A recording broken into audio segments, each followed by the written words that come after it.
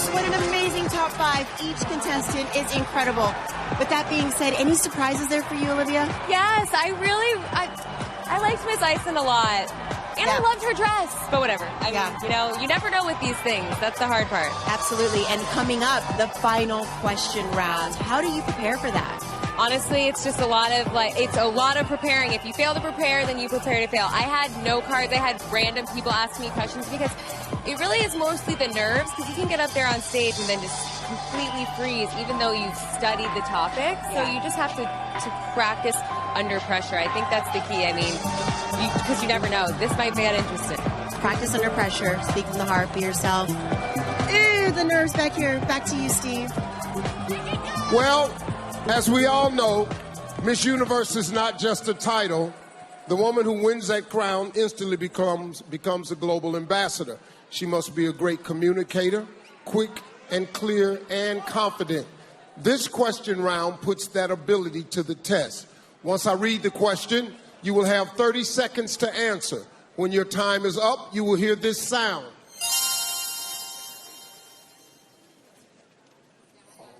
Here we go. Mexico, you're first. Please join me, center stage.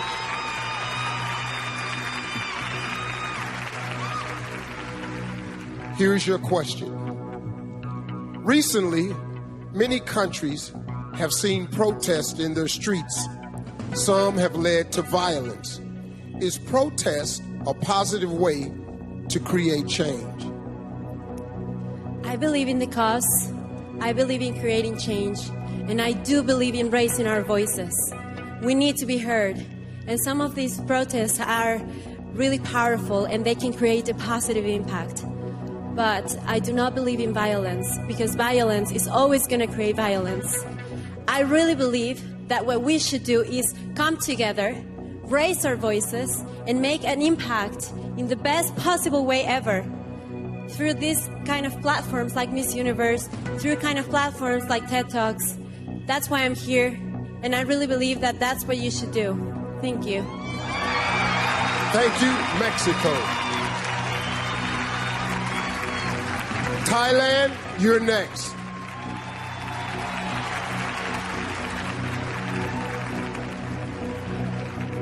Here's your question. Government surveillance is used to keep many nations and their people safe, but some believe this invades our right to privacy. What is more important to you, privacy or security? That's a very tough question. I believe that every country has their own government policy to keep us safe, and I believe that it shouldn't cross the line of going into our privacy, because we have a right to privacy. But security is also very important, so I believe that in order to live in a better society, we should also have the government look into a line, a middle ground, as to where they can come and live together with society. That's good. Thank you, Thailand. Colombia, come on over.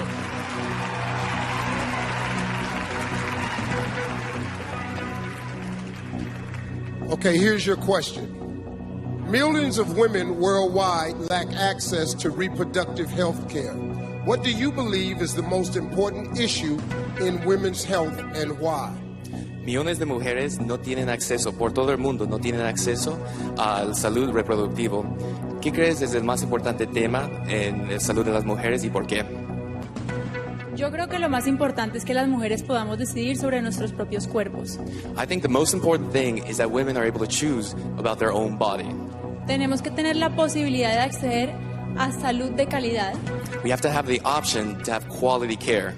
Para que cualquier decisión que tomemos sobre nuestro cuerpo, sobre nuestra salud y sobre nuestra reproducción, So any decision we make about our body, about our health, about our reproduction, jamás ponga en riesgo nuestras vidas. will ever put us in risk, especially our lives.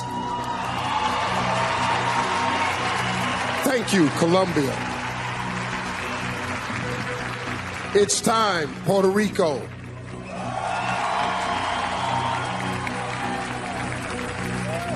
Here's your question. Social media Social media has empowered people to express their beliefs, but sometimes those beliefs are intolerant and dangerous. Should social media platforms respect free speech or regulate what people post? I most definitely believe that social media can be a positive aspect in our lives. We can share information, knowledge. However, it can be used in the wrong hands and spew negativity and harm many people. So I believe that social media should identify the people who are spewing such negativity and hurting self-esteem on other people to make sure that they're not abusing the system, such as social media. Thank you.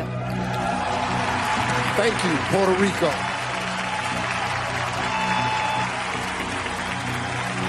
South Africa, this last one is for you.